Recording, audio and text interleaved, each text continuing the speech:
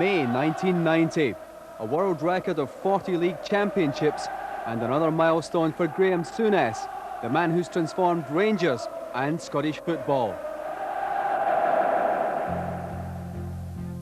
I want to try and establish something here that I'll be lasting. You know, that when my time comes for me to go, that I'll stand back and maybe be given another job somewhere within the club and say, well, I was partly responsible for creating whatever we've created.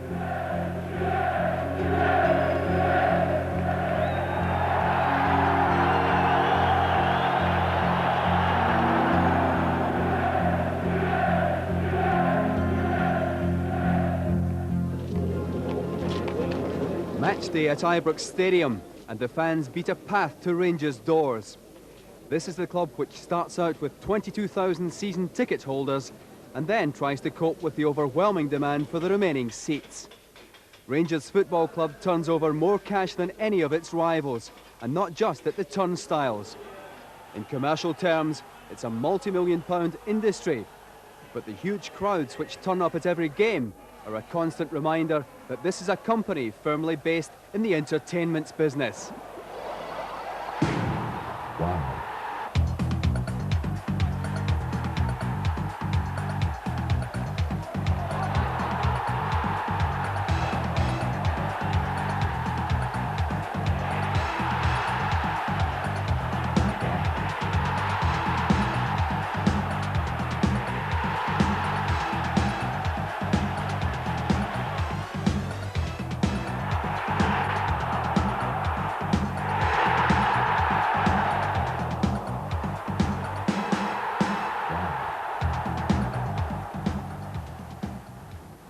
The impact of Graham Souness is measured first and foremost by the quality of his playing staff.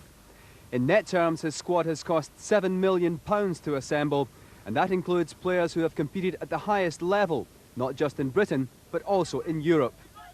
Souness alone has been credited with a revolution, which has made Rangers able to attract the kind of player who'd previously have said no.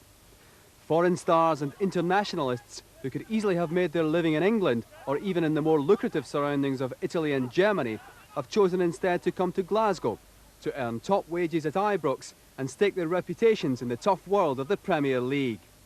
It's a far cry from the days leading sports journalist Doug Bailey best remembers about Scottish football. His son Lex plays for Celtic, but it was the famous Rangers team of the early 60s which made Big Doug a well-known character. So how does the man who played alongside Jim Baxter view the Rangers revolution? There's absolutely no doubt about it. Graham Souness has done a U-turn for the Rangers Football Club and for Scottish football in general. Graham Souness was learned his trade at Spurs in Middlesbrough and Liverpool. And in those days, the big English clubs had their pick of the Scottish players. There's no shadow of a doubt about it. They just came across the border, picked a Scottish player and went back down again. He proved to Scottish clubs that they can do the same to English clubs. And nowadays, the big Scottish clubs can have their pick of top-class English players. And that's because of Graham Souness. In my opinion, Graham Souness is the sole reason in the soccer revolution that's happened in Scotland over the last 4 years. And we were always regarded as a nursery in Scotland for the English clubs. You know, let's just see how these young Scots players are playing, let's offer them a couple of bob and we'll bring all the good players down to England, you know, and enhance their league and make it a better league. What Graham Souness did was quite remarkable and total role reversal. Started to buy quality current internationals, started to pay £1 million for players which had never been heard of in Scotland before. So to say he would single-handedly revolutionise that would be no understatement. It was a challenge to me. I looked at the situation and I was told how big a club Glasgow Rangers was, and I didn't really understand that until I actually got here and got halfway through the first season. For me it's been different class. We had a great start. I think that we went 9 points behind in the league in the first year, and I think everybody thought we'd lost it and they was calling us big money flops, and we managed to pull together, you know, everybody stuck by each other, and we came out eventual champions in the first season, and we won the Skull Cup also, so you know, things was really looking rosy. I went out and tried to buy several players in Scotland, the better ones, And maybe quite rightly so, the managers up here wouldn't deal with me. So there was no option, no other option open to me other than going to England to look for players. Stevens wide to Stephen. It's a great ball inside again! Johnston for Rangers! His first goal in competitive play for Rangers! Of all the signings made by Graham Souness, none attracted more publicity than that of Maurice Johnston, the first Roman Catholic to play for modern-day Rangers. He was signed last year after pulling out of a move back to his old club, Celtic. It was a deal which stunned Scottish football, for most people had firmly believed that such a signing would never take place. Never in 1,000 years. There was never a Catholic player when I was at Ibrox.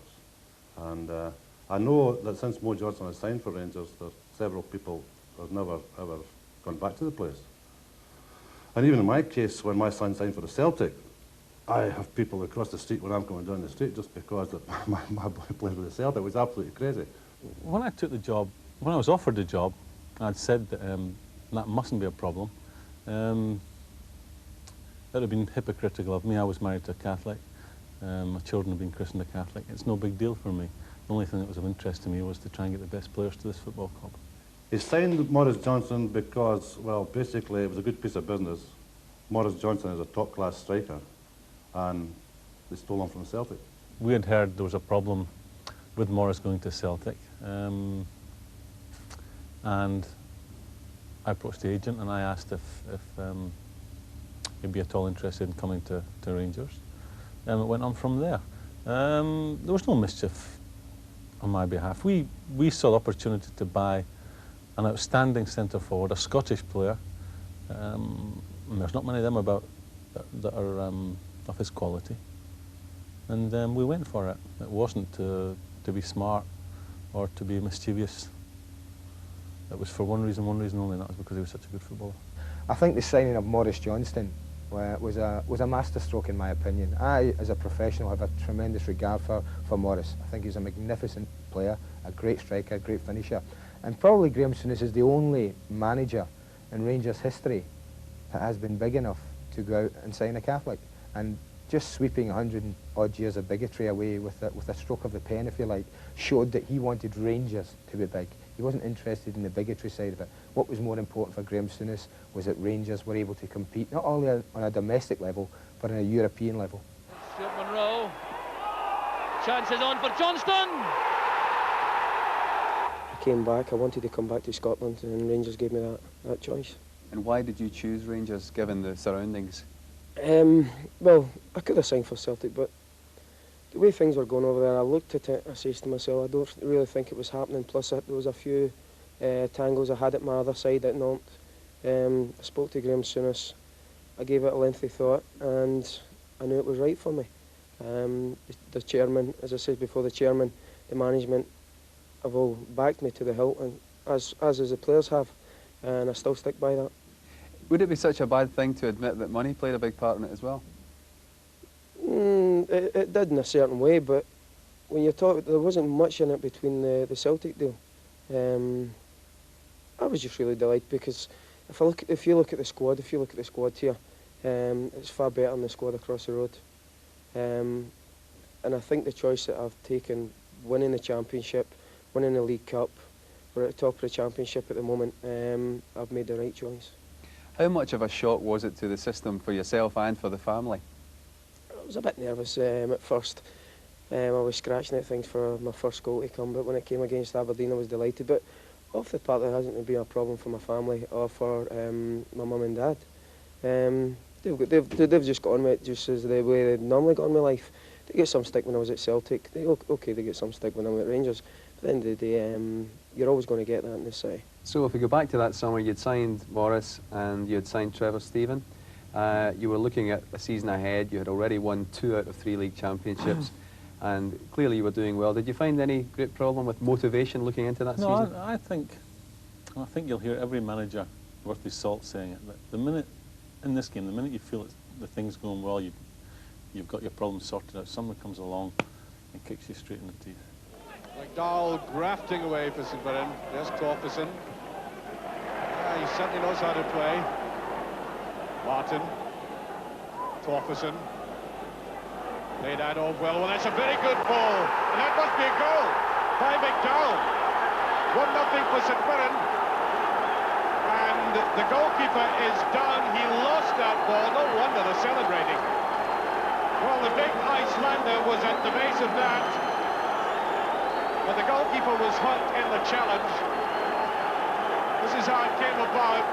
Wants the ball by Torferson. And then that cross there is Wood going for this. That typified the point I was trying to make, that we were sitting in the stand for that first league game of the season against St Mirren. We'll hoist the flag up, everything's rosy, you know, I've got cover, I feel I've got cover in every position. And after 22, 23 minutes, I lost the goalkeeper and lost the game. But that's football, and I think every manager has experienced these problems. We just seem to get more than a fair share, but we have to dig in deep, and we have done in the past, and hopefully we'll continue to do so in the future, but it was never a case of pressing panic buttons. Now Collins. Playing towards Weir. Here's Houghton. Keith Houghton for Hibs. Ginsberg is beaten. 19 minutes of the match gone. There's Paul Kane with a free kick.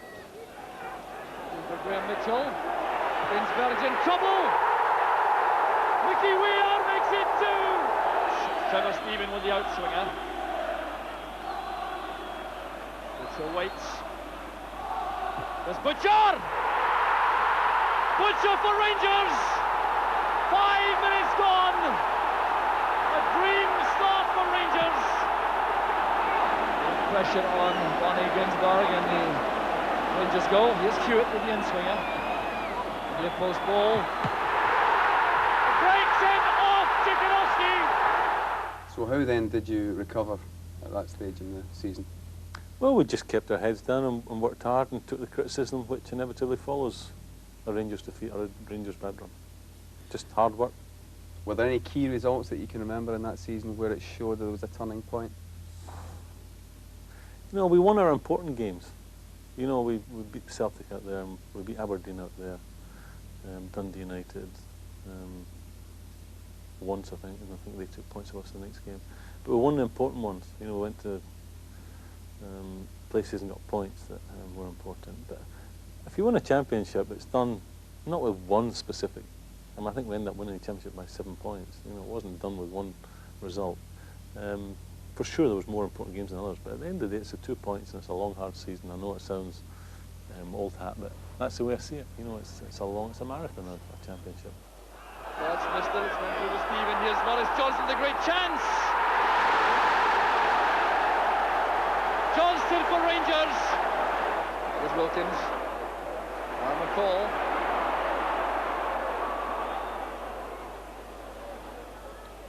Post ball looking for Walters.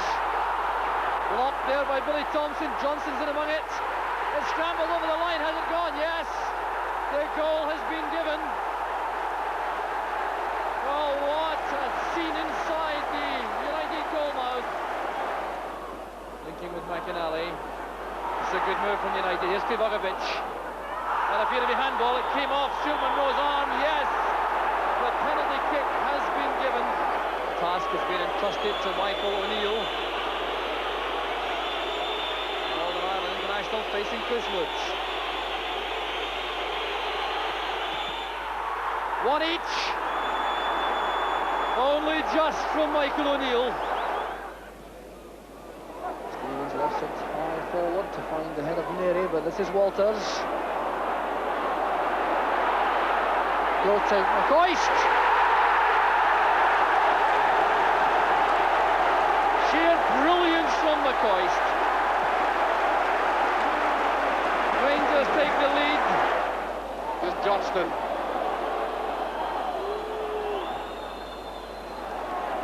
Stevens. Johnston.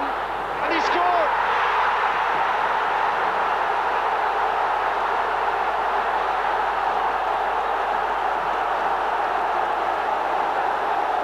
A typical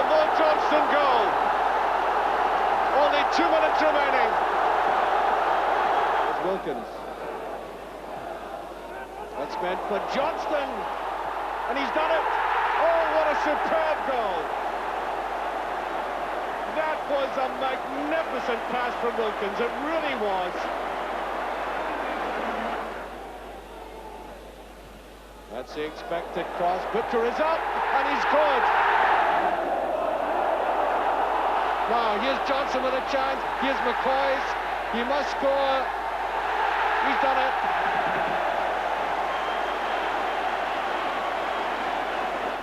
Were you aware as the season went on that this was going to be the 40th league title for Rangers, a world record?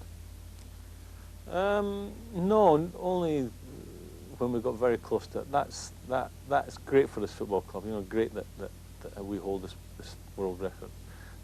But what's important for our supporters, the ones who turn up now to watch us, and for us to do first and foremost ourselves justice, the players do themselves justice, they do their families justice, and do this club justice. And I'm sure our supporters are more interested in the present day stuff, although it is a record to be proud of.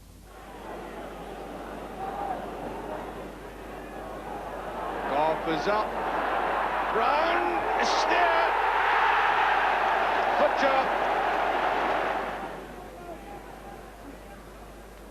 Butcher. Johnson beautifully inside. Here's McCoy's. Tries a chip, he's done it! What a brilliant goal! And that breaks the Premier Division record. Ali McCoy's breaking a second-half deadlock in the most majestic way. Look at that brilliant play by Johnson. McCoy touches it round there, and then look at that deft touch. His 128th Premier Division goal, breaking Frank Mugabe's record. Good tackling by Richard Goff. Now Spackman. Here's John Brown. John Brown, oh, great goal! Here's Spackman. It's a better ball. Johnston. Here's McCoy. Spackman, he scored! That's a beautiful goal by Rangers. Gary Stevens. There's Stuart Monroe. Brown has gone forward. That's a good cross. Up with Johnston. Corner not too decisive with the clearance. Here's Walters. Testing and teasing there, but in defence. 1-0 to Rangers.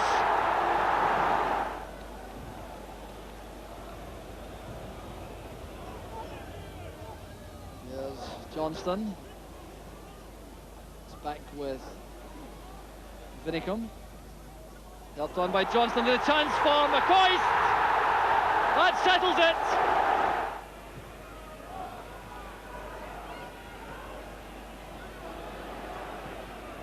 Good ball by Nisbet, and Stevens through, and there it is.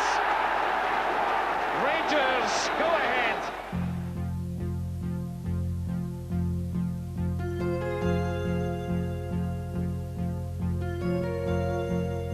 By now they'd reached the top, and this was the game which would break the back of the season. It was against their oldest and most bitter rivals, Celtic. Ibrox was packed to capacity, a crowd full of expectations for one of the great club games in the world. An occasion which inspires unrivaled passion.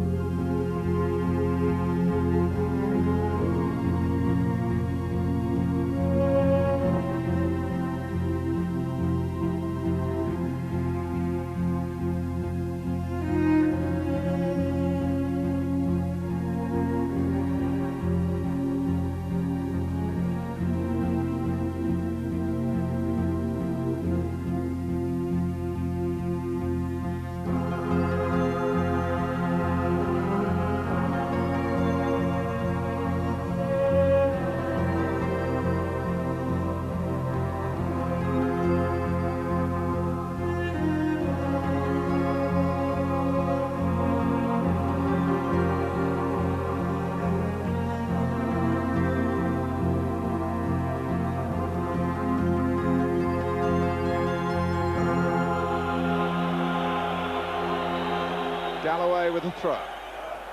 Jekanovski, who's so comfortable on the ball. McStay might try one here, and it was a useful effort too. Mark Walters. Oh, it came off Elliott. Johnston tries to curl it.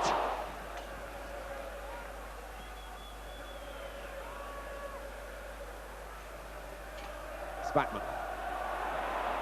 Galloway's tackle, and Galloway's shot. Well, it was something of a creeper in the end, but it very nearly crept in. And there's plenty of jockeying for position going on in the centre. Goff looking to get in first. Oh, and he did! And it was a very good chance. Johnston.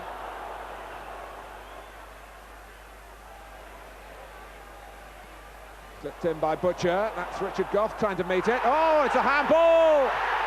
Anton Rogan. A clear penalty. Of paramount importance for Rangers, this. And Bonner got to it but couldn't keep it out. Mark Walters, 1-0.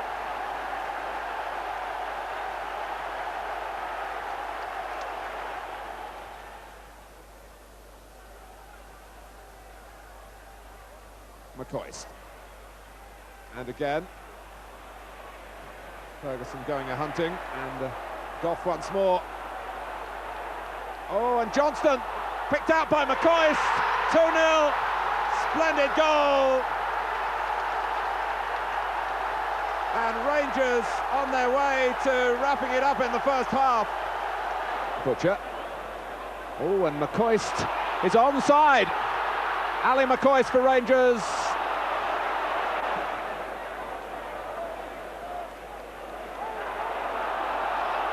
Dovcik is hurt and was actually playing players onside. This is Walters. Johnston, McCoist, has he given another penalty? I think he has. Penalty number 2 for Rangers. And Ali McCoist given the chance to break the post-war record of league goals, jointly held at the moment with Derek Johnston, who's here at the ground today.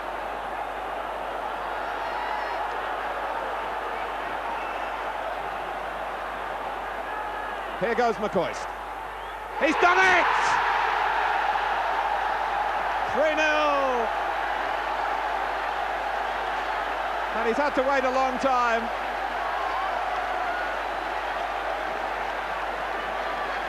And there's no better occasion on which to set a personal landmark than an old firm clash.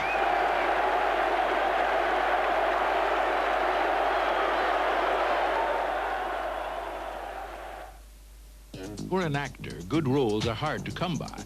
Remember when I played a sperm and I begged for that part? But Jack Noah is about to get the role of a lifetime. Who are your casting agents? The Gestapo? I got a part for you to play. This is a real man! It's a role any actor would die for. Play the part or I'll kill you. Like the way Stark. Meet the new president of Parador. Not like that, with a flip. I'm flipping! Long live Parador! He's a total bloody genius, isn't he? Who are you? I'm an actor. I'm playing the dictator. You should get an Oscar for tonight. He's not the first actor to become president. This is your dictator speaking. But he may be the last. Wait.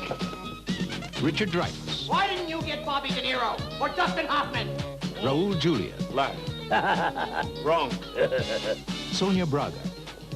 And a cast of thousands. I love you, Sammy. I love you. From the creators and star of Down and Out and Beverly Hills. You're a funny guy. What a psychotic. Moon over Parador. Let's warm up and do some aerobics. And 1 and 2 and 3 and 4, everybody. I hate actors. Moon over Parador, coming soon on the Movie Channel. On the 13th of February at 8, the Scottish League continues in serious style. Two old enemies come face to face yet again. The Sports Channel brings it home live. In Britain's newest stadium at Dermot Park, St Johnstone will play host to their rival, who were humiliated last visit by a 5-0 loss, Aberdeen. This time it's absolutely vital. It's time to put the record straight. Be right on the battlefield for live Scottish football on the 13th of February at 8 on the Sports Channel.